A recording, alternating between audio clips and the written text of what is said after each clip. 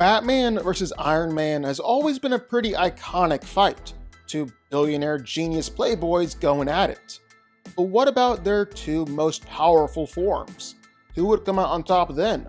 Well, it's Cosmic Iron Man versus the Darkest Knight, and we're gonna find out. So let's get to it. So Iron Man has always been kinda ridiculously strong, especially when you're considering that he's just a normal dude inside a metal suit. He's been able to help restrain the Hulk or arm wrestle against Thor. He can match straight up against Namor. He's actually done this on repeated occasions. And Tony has just regularly been able to fight against and casually overpower some pretty strong heroes in the Marvel Universe. I mean, call it whatever you want, but there have been multiple times where Iron Man's injured the Hulk with some of his punches. Same with the Thing too. I mean, not as impressive as the Hulk, but they have destroyed mountains in their fights before. Even the same with Hercules. Iron Man has just been able to regularly rock these guys and hold his own in a fight. Now, am I saying that Iron Man is stronger than any one of these guys or even on the same tier? No, I'm not. However, I think it's clear that hurting Hulk and Thor level beings is well within Iron Man's wheelhouse, because he's just done it way too many times to discredit. It's basically a regular thing for him across all his armors.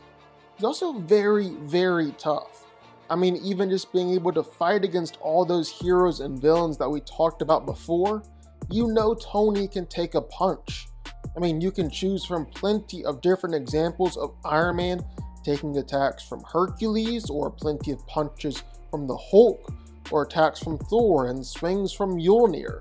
Some serious attacks all around, and for the most part, Iron Man is able to remain standing and keep on going in the fight. He's survived blasts that shook the whole world or sunk the entire West Coast, taking attacks from Heralds of Galactus or Magneto, amping himself with the power of literal planets. He's even taken attacks from Phoenix and Ghost Rider and Starbrand and Odin, all back to back to back. Tony regularly takes some of the meanest attacks that you've ever seen and remains standing. And that's if he just chooses not to use his shields to block the attack altogether. He's blocked punches from the Hulk, attacks from Ultron, even 1/5 of the Phoenix Force before. And Tony is plenty fast and agile. He's consistently been able to blitz opponents. He can operate in the millisecond to nanosecond range of his armor and computers. Even his repulsor blast have been clocked upwards of light speed. But take that last one with a grain of salt, because that doesn't seem to be consistent. But the best thing going for Iron Man in any fight is just all his weapons and powers. And you know Tony is packing a ton of weapons, most notably his energy blast. They've been able to injure Thor, injure the Hulk, injure Sentry. He's regularly injured or knocked out Thor-level villains. He's injured massive monsters before, and even launched a Herald of Galactus out of orbit, or creating blasts that were felt all over the world. But that's just the normal Iron Man. Today we're talking about Tony in his most powerful form, Cosmic Iron Man. The Model 70 armor was still incredibly powerful when Tony first built it, but he received an incredible upgrade during his battle with Michael Korvac. Iron Man was able to tap into the power Cosmic as he was fighting against Korvac, and with the power Cosmic fusing with the armor, well, Iron Man pretty much gained straight up omnipotence in the fight, making it easily his most powerful armor ever. Not even kidding either. Not only did he have the ability to determine the fate of existence or manipulate the universe, but he was also fighting against a Korvac that was said to be too powerful for the living tribunal, or the in-betweener to contain. So this version of Iron Man is definitely up there. On Earth -22, the Joker's insane rampage across Gotham City caused Batman to finally snap. breaking his long-held creed to never take a life, and snapping the Clown Prince of Crime's neck to end the threat he posed once and for all. Unbeknownst to him, this released a special strain of Joker venom that Batman inhaled, slowly twisting his moral fiber until he was no different from the Joker himself. After slaughtering his whole family and dismantling the entirety of the Justice League, he proceeded to wage war on all of creation, methodically killing every last man, woman, and child on Earth. Now known as the Batman Who Laughs, he serves as the favored lieutenant of Barbados, seeking to plunge the entire multiverse into eternal darkness, as he had done with his own world. The Batman Who Laughs is literally the same as Prime Batman, even on a biological level, meaning that he's quite literally Batman's equal in every way.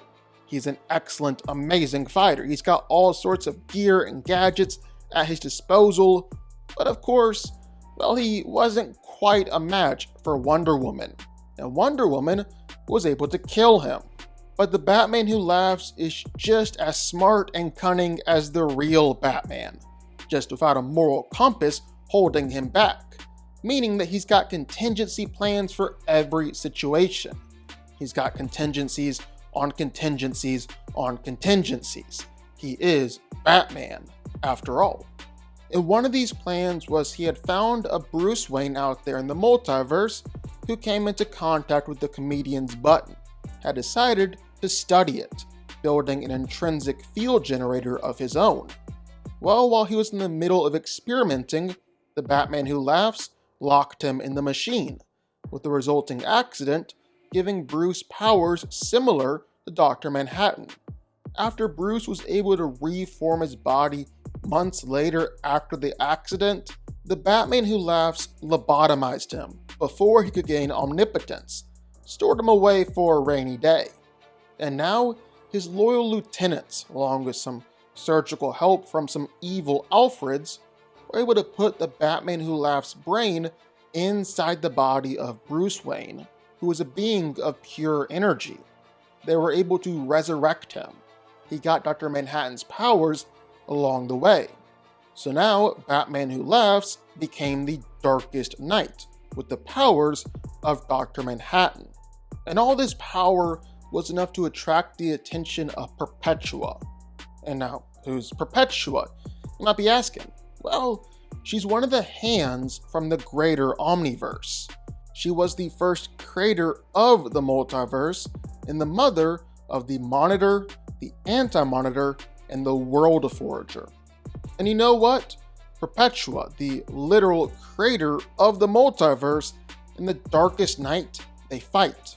And the Darkest Knight is able to beat her. And in that fight, well, it was said that their clash raged across all levels of reality, that the stories of the multiverse were tearing apart because of them. And the Darkest Knight won that fight. He even killed Perpetua. So yeah, the Darkest Knight is seriously powerful. So, who's winning here? Who's going to be coming out on top? Well, now Iron Man is seriously powerful. He's got a suit that's powered up by the power cosmic. He's able to fight against a power cosmic amped Korvac. In fact, in a lot of ways, he straight up had the power of Galactus. So like shape-shifting, energy manipulation, matter manipulation, telepathy, pretty much anything he could imagine possible, Iron Man could do in this moment. Like he grew up to the size of cities. He resurrected the dead. He had the power to kill Dr. Doom and Silver Surfer. He even made everyone in New York City just as smart as him, turning them all into super geniuses. While ironically actually making Mr. Fantastic a little bit dumber in the process. But really what we're looking at here is Iron Man's fight against Korvac. They had a universe-shaking fight, taking planets and smashing them over each other's heads, destroying stars, really just going all out. But when we're comparing him to the Darkest Knight here, Well, you really have to put a lot of stock in this fight. And more importantly, that Korvac said he was too powerful for the in-betweener and the living tribunal to contain. And Iron Man was able to fight against him. Because outside of that, well, the Darkest Knight has done all the same stuff here. Nothing Iron Man is doing is new to him. But we never actually saw Korvac beat up the Living Tribunal. He just said that the Living Tribunal couldn't stop him. Impressive, but even that kind of pales in comparison when you're talking about the Darkest Knight literally battling against Perpetua and killing Perpetua. Like, this would be on par with Korvac actually brutally killing the Living Tribunal, not just saying he's more powerful than the Living Tribunal. Because the Darkest Knight's fight for Perpetua was epic, and way more impressive than Iron Man fighting against Korvac. Just him powering up was enough to send shockwaves throughout the whole multiverse, everyone feeling his presence and the evil he represented. And then when he actually fought Perpetua, well, their clash raged across all facets of reality, and the very multiverse was tearing apart. And the Darkest Knight won, killing the mother of the multiverse. This really isn't even close. Cosmic Iron Man is sure powerful, but the Darkest Knight is on a whole other level. The Darkest Knight wins.